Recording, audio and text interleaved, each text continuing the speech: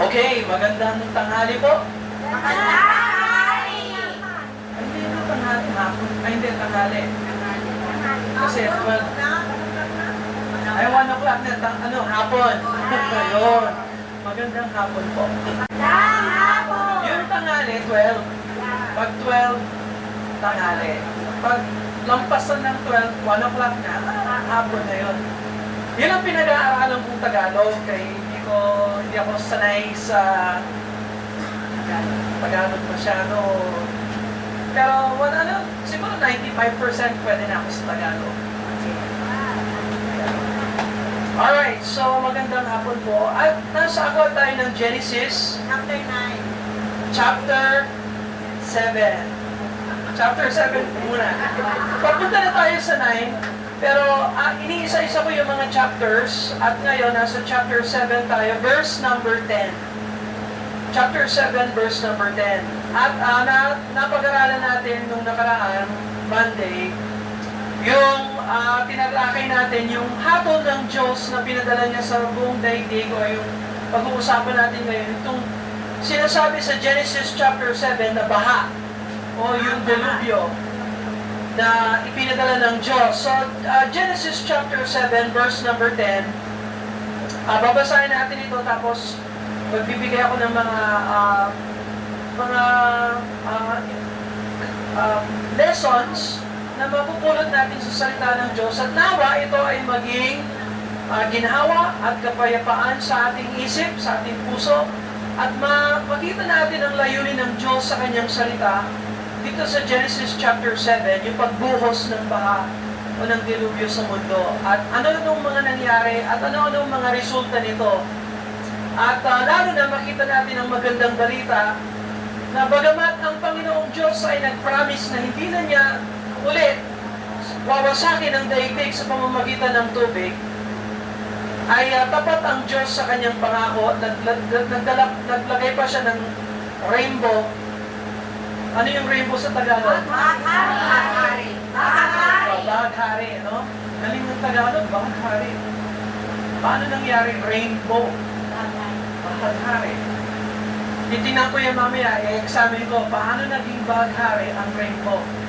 Kasi iba yung baghari, parang napakalalim naman ng Tagalog na yun. O napakataas. Anyway, so, nangako ang Diyos na hindi na niya wawasakin ang daigdig sa pamamagitan ng tubig. Subalit, wawasakin ng Diyos ang daigdig sa inaharap natin sa pamamagitan ng apoy. That's right, correct, apoy. At lahat naman tayo ay maiiwasan natin ang hatol ng Diyos kung tayo ay kay Jesucristo. Dahil sa mga pangako ng Diyos patungkol sa Panginoong Jesucristo na sino man ang nasa anak, o sino man ang nandiyan ang anak sa Kanya, ay nasa Kanya rin ang buhay na walang hanggan. So, magbigay toon, magbigay pansin at manumbalik tayo sa Panginoon upang hindi tayo masama dun sa hatol ng Diyos sa apoy sa hinaharap natin. Well, Genesis chapter 7, verse number 10, pagkaraan ng 7 araw, ang tubig ng baha ay umapaw sa lupa. So, nagbigay ang Panginoon ng 7 pang araw extension sa 120 years na pangangaral ni Noah upang tawagin ng tao na sila ay magsisi at pumasok sa arko or ark sa Ingles or dito sa Tagalog ang sabi, daong. Tama ba yung pronunciation? Daong or daong? Daong. Okay. Alright, so nagbigay ng extension ng Panginoon. Ang habol ng Diyos palagi ay ang pagsisisi ng tao. So mag-pray tayo tapos tingnan natin itong pagbuhos ng baha. Dakilang Diyos, salamat Lord sa pagkakataon na meron kami upang mag-aaral ng salita ng Diyos. At bagamat mas maang panahon sa labas, Panginoon, salamat Lord sa kabutihan po ninyo sa amin. Hindi nyo po kami nakalimutan. At itong araw na ito ay isang regalo galing sa inyong kamay upang kami po ay mag-isip at manalangin at lumapit sa inyo, Lord. At humingi sa inyo ng tulong at panusto sa aming mga pangangailangan. Dakilang Diyos, i-bless niyo po kami. Alang-alang kay Jesucristo ito pong aming dalangin. Amen. Amen. Sa pagkaraan ng 7 araw, ang tubig ng baha ay umapaw sa lupa. Verse 11. At ika-6 na raang taon ang buhay ni Noah. So 600 years old si Noah nang bumuhos itong baha. At ika-17 araw ng ika-2 buwan, ng araw na iyon, umapaw ang lahat ng bukal mula sa malaking kalaliman at ang mga bintana ng langit ay nabuksan. So, dalawang mga nangyari nung dumating yung dilubyo. Una, yung mga bukal sa ilalim, yung malalaking bukal sa kalaliman, ay sumabog. So, kaya tayo nagkakaroon ng mga earthquakes o mga kapinsalang ganyan. Tandaan natin, hindi ho tayo, yung terra firma, hindi masyadong firma.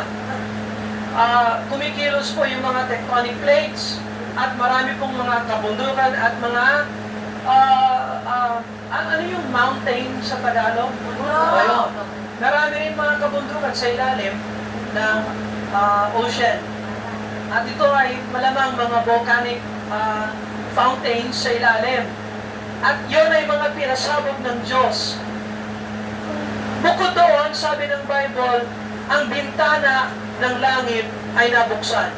So itong nabuksan ng bintana ng langit at nabuhos for the first time sa kalikasan o paglikha ng Diyos ng daigdig ay nagkaroon ng tinatawag nating ulan.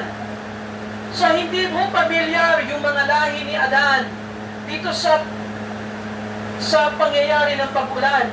Ang mga vegetables, yung mga gulay, yung mga tanim, ay sila ay nare-refresh o nabibigyan ng sigla o yaman sa lupa sa pamamagitan ng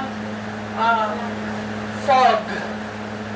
Ano yung fog sa Tagalog? Hamog. Tama. Very good. Yung hamog ang ginagamit ng Diyos noon. Walang ulan. Sapagat ang bintana ng langit ay sarado pa nung kapanahonan ni Adan. Subalit ngayon sa lahi ni Noah, sa kapanahonan ni Noah, gagamitin ng Diyos yung pagbukas ng bintana ng langit, pagbuhos ng ulan. Na kung mapapansin natin yung mapa natin, makikita natin na parang binukod ng Diyos yung buong lupa at nawasak ang lupa. Kung makikita mo lang kung yung shape ng Africa at yung shape ng South America, parang isang malaking puzzle. Ganon din yung Pilipinas at yung shape ng, makita mo yung Malaysia, yung Vietnam, parang bumukod, yung buong mundo ay bumukod. Iisang lupa tayo noon, nung kapanahonan ni Adan. Subalit tayo dun sa umapaw ang lahat ng bukal mula sa malaking kalaliman at ang bintana ng langit ay nabuksan, doon siguro nagkawatak-watak at nagkaroon tayo ng mga kabundukan. Ang resulta ng baha. Sa Bible sabi sa verse 12, umulan sa ibabaw ng lupa sa loob ng 40 araw at 40 gabi. So for 40 days and 40 nights, bumuhos ang ulan na walang patid. Ang mga bulkan sa ilalim ay sumabog na walang patid. Biro mo, 40 days and 40 nights now, binibilang ko itong habagat natin. Nasa day number 14 na tayo ng ganitong klaseng ulan. Pero may awat naman nung Saturday, Sunday, medyo naibsan yung ulan at ang bilis uminit sa Pilipinas. Grabe. Parang hindi umulan ng ilang araw sa sobrang init. Tapos ngayon, maulan na naman. So, binibilang ko yung araw. This is day number 14. Kumbaga, parang isang buwan ng pagbuhos ay nabuhos sa 14 days. So, talagang kawawa tayo sa Pilipinas sa ganitong panahon. Pero, hindi naman siguro aabot sa 40 days ang ulan. At yung ulan ni Noah ay walang patid na ulan. So, kung gagamitin mo yung mathematics natin sa delubyo, sa unang patak ng ulan, sa katapusan ng patak ng ulan after 40 days, meron pang mga karagdagang mga araw na nanatili yung tubig sa taas or whatever, na hindi bumaba ang tubig. Aabot po yung delubyo 7, 8, aabot yan ng 371 days. O di kaya 1 taon at 5 araw na nakakulong sila Noah at ang kanyang pamilya sa ark or sa barko or sa daong na iniutos ng Diyos para kay Noah. So 371 days total. Kung babasahin mo yung chapter 8 at i-add mo yung mga araw na yun na nandun sila sa loob. Now, ng verse 13, Genesis 7 verse 13, ng araw ding iyon, pumasok sa daong si Noah, sina Sem, Ham, at Japheth na mga anak ni Noah, ang asawa ni Noah, at 3 asawa ng kanyang mga anak na kasama nila. So, pansinin natin yung monogamous marriage relationship ni Noah sa kanyang asawa. Isa lang ang asawa na pinakasalan ni Noah. Isa rin yung yung mga asawa ng mga anak ni Noah. At tinuturuan tayo ng Panginoon dito na dapat pag nag-asawa ka, isa panghabang buhay. One wife for life, kumbaga. Yan ang standard ng Diyos kay Adan. Nagkagulo lang yan kay Lamek sa Genesis chapter 4 verse 19. Genesis 4:19 sabi, at si Lamek ay nag-asawa ng 2. So, ang pangalan ng isa ay Ada, ang pangalan ng ikalawa ay Zila. Siguro nag-away-away yung mga si Ada at Zila, kaingitan, selosa, or whatever. But, ganun pa man, ang plano ng Diyos ay binigyang pansin at in-honor ni Noah na siya ay mag-asawa ng isa, yung kanilang mga anak ay mag-asawa ng isa, sila maging tapat sa isa't isa habang buhay. And so, natutunan nila yon. Verse 14, sila at bawat mailap na hayop ayon sa kanilang uri, bawat maayong hayop ayon sa kanilang uri, bawat gumagapang sa ibabaw ng lupa ayon sa kanilang uri, bawat ibon ayon sa kanilang uri, lahat ng sari-saring ibon, sila'y sumakay sa daong, dun sa ark, na kasama ni Noah, dala-dalawa ang lahat ng hayop na may hininga ng buhay. Itong hininga ng buhay ay mababasa natin sa Genesis chapter 2 verse 7.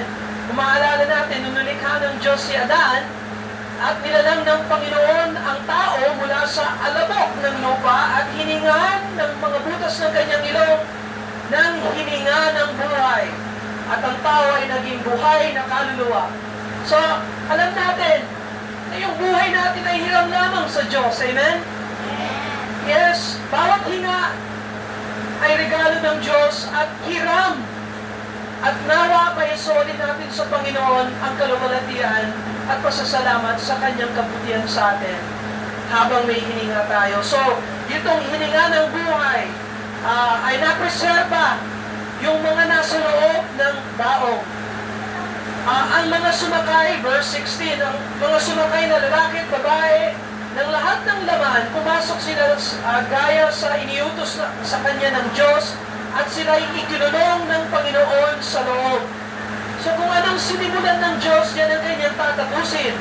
Kaya nung pinasok niya sila Noah at ang kanyang asawa at yung kanilang mga anak at yung kanilang mga asawa ng kanilang anak at yung mga hayop and so on, at nakumpleto na ang pagpasok ng tigdadalawa sa mga hayop, ay kinulong sila ng Diyos, sinarado ng Diyos ang pintuan. So kaibigan, habang may panahon tayo, huwag natin hintayin na isarado ng Diyos ang pagkakataon na tayo ay magsisi at sumampalataya sa Panginoong Jesucristo. Ang araw na ito, bukas pa ang pintuan ng Panginoon. Naalala niyo yung sinabi ni Jesus Christ, Genesis chapter 10 verse 30, John chapter 10 verse 30, sabi niya, I am the door. Ako ang pintuan, sabi ng Panginoong Jesucristo. Salamat, hindi pa sarado ang Panginoong Jesucristo. Amen? Hindi pa tapos ang Diyos. May layunin ng Diyos para sa ating lahat. Hanapin lang natin ang Panginoon, magtiwala sa Kanya. Genesis chapter 7 verse 17. Tumagal ang baha ng 40 araw sa ibabaw ng lupa, lumaki ang tubig at lumutang ang daong at ito ay tumaas sa ibabaw ng lupa. Dumagsa ang tubig at lumaki ng husto sa ibabaw ng lupa at lumutang ang daong sa ibabaw ng tubig. So, naging successful yung construction ni Noah dahil sumunod siya sa Panginoon. So, at dumagsa ang tubig sa ibabaw ng lupa at inabawan ang lahat ng matataas na mga bundok na nasa silong ng langit. So, gaano ba kataas ang pinakamataas na bundok sa buong mundo? Mount Everest. Ang Mount Everest ay 29,000 feet pataas, o di kaya 9 ilang meters ba yung 29,000 feet? Mga 900 meters ba yun? Or 9,000? 9,000 meters. At yung tubig ng dilubyo, halimbawa, kung nasa kapanahunan natin ngayon, sabi ng Bible, ito ay dumagsa ang tubig sa ibabaw ng lupa at inapawan ng lahat ng matataas na bundok na nasa silong ng langit at ang tubig ay umapaw sa bundok sa taas ng 15 siko. So, halos 7 meters extra ang tubig sa taas ng bundok. That's 22.5 feet na extra sa taas ng bundok ang dilubyo ng tubig. Kung gamitin natin, halimbawa, ang Mount Everest. So, ano man ang pinakamataas na bundok ng kapanahonan ni Noah, siguro ang Mount Everest ay resulta ng dilubyo sa pagsabog ng mga bulkan sa ilalim. But, ang taas ng tubig, so, verse 20, ang tubig ay umapaw sa mga bundok sa taas ng 15 siko, verse 21, at namatay ang lahat ng laman na gumagalaw sa ibabaw ng lupa. So na-fulfill o naganap ang layunin ng Diyos sa pagwasak ng buong daigdig, kasama na yung mga may hininga ng buhay, isda, namatay, hayop, namatay, ibon, namatay, tao ay namatay, mga higante namatay, at nagampanan ng Diyos yung kanyang layunin. Namatay lahat ng laman na gumagalaw sa ibabaw ng lupa, ang mga ibon, mga maamong hayop, mga mailap na hayop, bawat gumagapang sa ibabaw ng lupa, at lahat ng tao, at ang bawat may hininga ng buhay sa kanilang ilong ay nasa lupang tuyo ay namatay. So lupang tuyo noon, before na nagkaroon ng dilubyo, at ngayon yung tubig na inasikaso ng Diyos na mahiwalay ang tubig at ang lupa ay ano yung combine sa pinagsanib ng Diyos. So, ang dilubyo ay reversal ng kabutihan ng Diyos. So, halimbawa sa Genesis chapter 1, makikita mo doon, verse 9, sabi ng Diyos, magtipon ng tubig na nasa silong ng langit sa isang dako at hayaang lumitaw ang lupa. So sa ngayon, kaya hindi ho tayo nadadagsa ng tubig ay dahil binalik ng Diyos yung boundary niya sa tubig at saka sa lupa. So, anyway, inalis ng Diyos yon para yung dilubyo ay dumagsa talaga sa lupa at mamatay ang lahat ng may hinga na wala dun sa arko. Now, sabi ng Bible, verse 22, ang bawat may hinga ng buhay sa kanilang ilong ay nasa lupang tuyo ay namatay. Verse 23, namatay ang bawat may buhay na nasa ibabaw ng lupa. Ang tao, hayop, ang mga gumagapang, mga ibon sa himpapawid, sila'y nalipol sa lupa. Tanging si Noah at ang mga kasama niya sa daong ay natira. So, sa kapanahonan natin ngayon, meron talagang mga fossil record and fossils ang tawag doon, or labi sa Tagalog yung fossil. So, pwede kang pumunta sa mga museum or sa mga places na kung saan nandun yung mga concentration, makikita mo yung labi ng ibon at yung labi ng isda magkasama. Mga halimbawa sa mga lugar na yan ay sa USA, merong sa Nebraska, sa Colorado, sa Wyoming, sa mga kabundukan. Sa kabundukan pa! Paano nakarating ang isda at ang ibon sa kabundukan at sabay silang namatay? ito po ay dulot ng pagsabog ng bulkan at yung pagbuhos ng ulan at yung cataclysmic, mapinsalang pangyayari ay sa sobrang tindi ng pressure ay na-fossilize yung mga labi ng mga isda at mga ibon. Ganon din yung mga gulay. Kaya ho tayo merong carbon. Sa bawat panig ng daigdig, ang daming carbon. Sa Pilipinas lang, mayaman ang Pilipinas sa carbon. That's coal sa English, coal. Sa Tagalog, carbon. Ang daming mga mineral deposits sa Pilipinas ng mga carbon. Yung mga labi, mga fossil records nasa Pilipinas. Buong mundo, meron sa Denmark, meron sa China, meron sa Brazil, meron sa England, meron sa Germany, kahit saan sulok ng mundo, kasi yung baha na nangyari doon sa kapanahonan ni Noah ay hindi lamang lokal na baha, kundi buong pangdaigdig na pangyayari ito. So tumagal ang tubig sa ibabaw ng lupa 150 araw. And so karagdagan dun sa 40 days ay 150 days pa na nandyan pa yung tubig sa taas ng mga bundok at nag-produce sa atin, para sa atin ngayon ng mga labi or fossils, carbon, pati langis. Yung mga oils na reserva sa ilalim ng lupa ay dulot ng napakatinding pinsala o cataclysmic events ng flood ni Noah. And so nakikita natin dito ang hatol ng Diyos sa isang daigdig na hindi nagsisi, sa isang daigdig na hindi nakinig sa magandang balita na maaari silang maligtas kung sila ay sana nagbalik loob sa Panginoon at pumasok doon sa loob ng daong.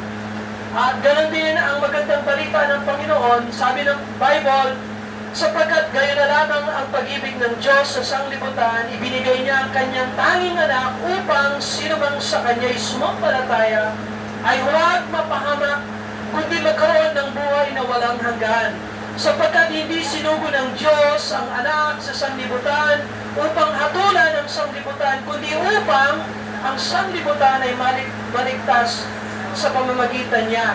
Ang sabi ng Bible, ang mga sumasampalataya sa anak ay may buhay na walang hanggan. Ngunit ang hindi sumusunod sa anak at hindi makakita ng buhay, kundi ang puot o galit ng Diyos ay nananatili sa Kanya. So, tinatawag pa rin tayo ng Diyos na magsisi at sumampalataya sa Panginoon upang maiwasan natin ang hinaharap na hatol ng Diyos. Saliksikin ninyo ang mga kasulatan, sabi ng Panginoon, sapagkat iniisip ninyo na sa mga iyon ay mayroon kayong buhay na walang hanggan at iyon ay nagpapatutuo sa akin, subalit ayaw ninyong lumapit sa akin upang kayo'y magkaroon ng buhay. So ang pangako ng Diyos, sinabi ni Jesus sa kanila, ako ang tinapay ng buhay. Ang lumalapit sa akin ay hindi magugutom, at ang sumasampalataya sa akin ay hindi kailanman mauuhaw. Ang lahat ng ibinigay sa akin ng Ama ay lalapit sa akin, at ang lumalapit sa akin kailanman ay hindi ko itataboy. Yan ang pangako ng Panginoon sa lahat ng sa Kanya'y magsisisi at sumampalataya. Nawa ang araw na ito ay isang araw na tunay na tayo ay magsisi ng ating mga kasalanan at tunay na tanggapin sa palatayanan ng Panginoong Jesucristo na pinadala ng Diyos na nagsabing katotohanan sinasabi ko sa inyo, sino mang sumasampalataya ay may buhay na walang hanggan. Amen. Let's pray. Dakilang Diyos, salamat Lord sa pag-review namin sa dating hatol ng Diyos na napakaraming mga tao ng kapanahonan ni Noah ay hindi nakinig sa pangangaral ng salita ng Diyos. Pero Lord, salamat sa pagkakataon na binigay niyo po sa amin sa araw na ito na kami po ay buhay at gising at nakikinig sa salita ng Diyos. Now, i-bless po ninyo ang bawat isa na nandito, Lord. Ano man ang aming nakaraan, ano man ang aming nagawa, whatever, patawanin ni Lord kami at bigyan niyo kami ng bagasag grasya, Lord. At sagot sa aming mga pananalangin Panginoon, salamat Lord sa mabuting balita na ang Panginoong Jesucristo ay never po siyang magtatakwil ng sino man sa Kanya ay tunay na lumalapit at kami po ay lumalapit sa inyo sa Kanyang pangalan. Mahal ka namin, Panginoon. Bless you po ang aming mga families in Jesus' name. Amen. Salamat po sa inyong pakikinig. Meron po akong babasahin para sa inyo. God bless you.